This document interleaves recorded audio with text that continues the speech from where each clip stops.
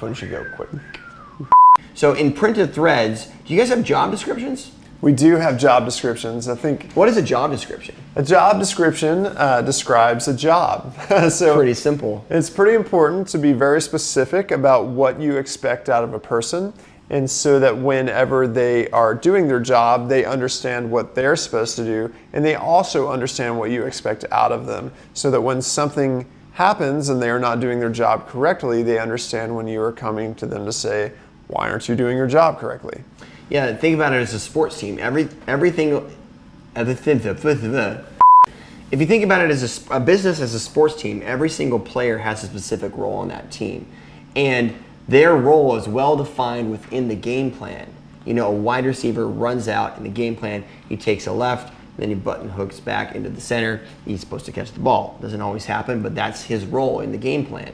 So, is that clearly defined for your company for every role? Is it whether it be your printer or your accountant or your leadership even, are the roles clearly defined, and how do you define it? So first of all, definition, but then how does that wide receiver know at the end of the game if they're winning or not? It's very important for you to always be communicating what is happening throughout the day, and also communicating when someone does a good job or a bad job. If you don't communicate when someone does a good job, they never know that they're doing a good job. And if you don't communicate when they're doing a bad job, they might be doing a bad job but thinking they're doing a good job. And so they might be going home thinking, yeah, I did great today, but you never said like, hey, I really needed this to happen and you didn't do it. And if you sit and just get frustrated with the people working with you about what they didn't do and you never tell them, then that creates this hostility between you and the person working with you, which is very, very unhealthy. And the easiest way to do that is if you can measure it, that the measurement itself manages it. So if your press operator is supposed to print 300 shirts a day, and that's a measurement, and that's the expectation you guys have both clearly defined, it's in their job description, and at the end of the day, you can tell if they're printing 300 shirts, you don't even have to argue about it. It's very clear at the wall, this guy did 350, he's killing it. High fives all around. He feels good. You don't even have to tell him that he did a great job because he saw the bar, he knew he jumped over it.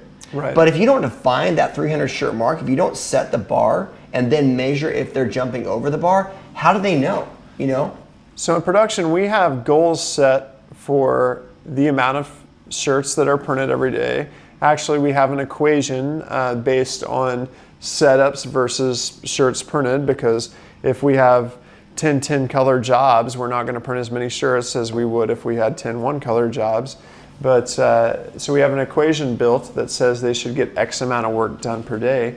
We also have an amount or a percentage of work that is allowed to be rejected. We know that people will make mistakes, and so we have this. It's 1.25%. As long as you're below that, we're good. If you're above that, we're in trouble. Right, because that's budgeted in our yearly budget for that percentage to go away, unfortunately. And then we have bonuses based on that budget. So the people that are in charge of production, if they hit their numbers, if they produce enough and they don't have very many rejects, then they actually get some compensation for that. And so that drives them to make sure they're doing a good job. I think that's awesome. If you can align all, so what's the responsibility? Where's the bar? How are we going to measure that? And if you get over the bar, is a share, like you're getting more work done with less resources, you should be compensated, or you should get bonused or whatever. You should get the reward in doing better.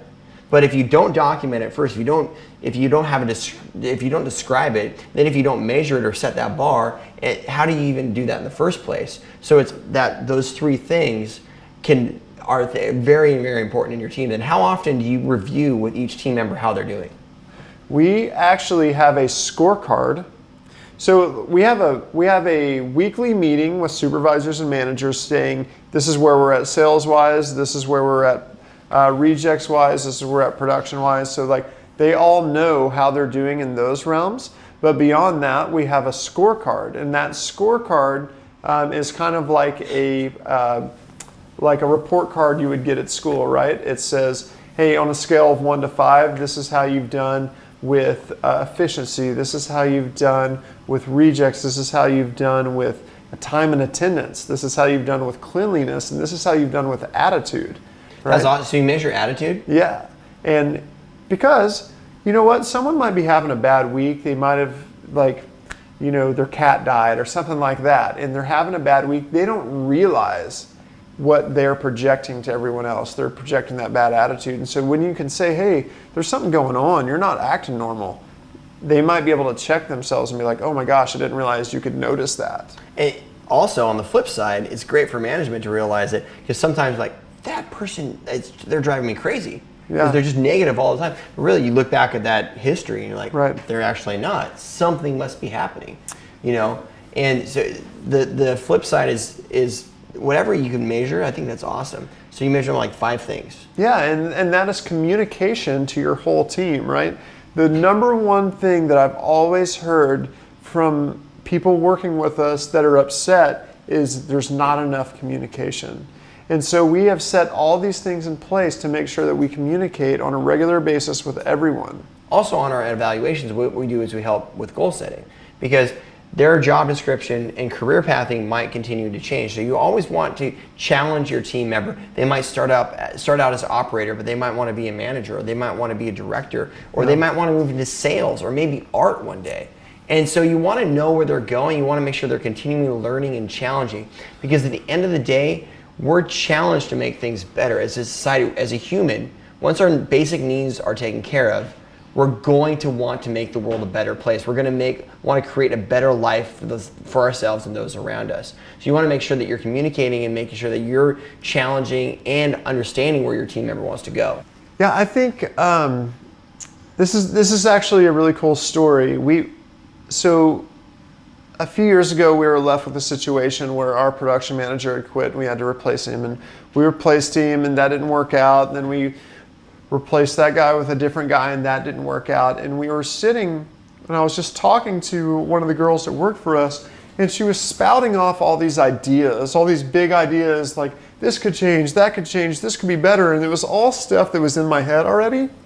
Things that I'd been complaining about, like, to the higher ups, people.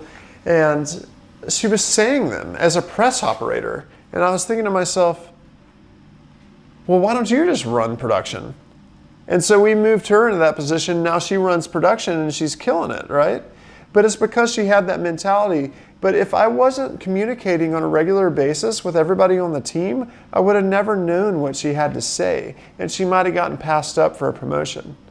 That's awesome. I think that in seeing people grow, I think that's, as an owner, that's probably one of the funnest things in my job, is to seeing like Ashley start out as a customer service, or like literally the receptionist, and now she was the purchasing director, and now they all made product director. So it's amazing to see, and come to find out, once again, she went to school for apparel purchasing, somehow got from customer service to purchasing, and then we ended up starting an apparel line. So bam, and knowing that and seeing that track and seeing those goals and where that person's going is an amazing thing to be a part of, because you're seeing them start families, get married, buy houses, and that's what you want to see. That's what you're having an impact, and you know that you're seeing the result in their lives from it. I think, when it comes to roles and responsibilities in your company, it is very important to list out exactly what you expect of people, and to also inspect what you expect and let them know. Continuously communicate with everyone working with you. Let them know how they're doing. Let them know if they're doing well, if they're not doing well. And then when people are not doing well, see if you can fix the situation or if they need to move on. And if they do need to move on, it's very important to make that decision quickly and let them go. Sometimes people don't want to work for you anymore, and they don't want to tell you, right? So have that conversation, open up the door, let them talk to you frankly and honestly, and if it's time for them to go play for a different team, that's fine. Right? But do it compassionately. Absolutely. We've had plenty of situations where people that we really liked have decided that they don't want to work there anymore, or we've had to make a decision where someone we really like is not a good fit for the team anymore. And no one ever likes to get fired, right? But there are things that you can do to take care of them through the process of finding a new job.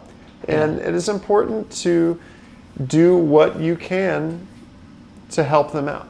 Yeah, because you never know. A couple things in today's market, it's easy to find work.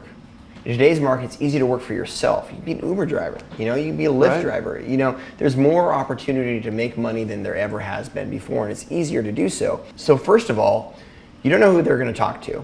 And secondly, you don't know if they're going to come back. We've had people that we've literally fired that have ended up coming back and being an amazing team member because they learned valuable lessons through that Sure. process. So never burn the bridge, because you never know where that bridge where you might need that bridge in the future. Absolutely. All right, so we've talked about like your design, your team, where you're going, your values, and the next section we're going to really dive into the customer base and developing that. Because without customers, No business.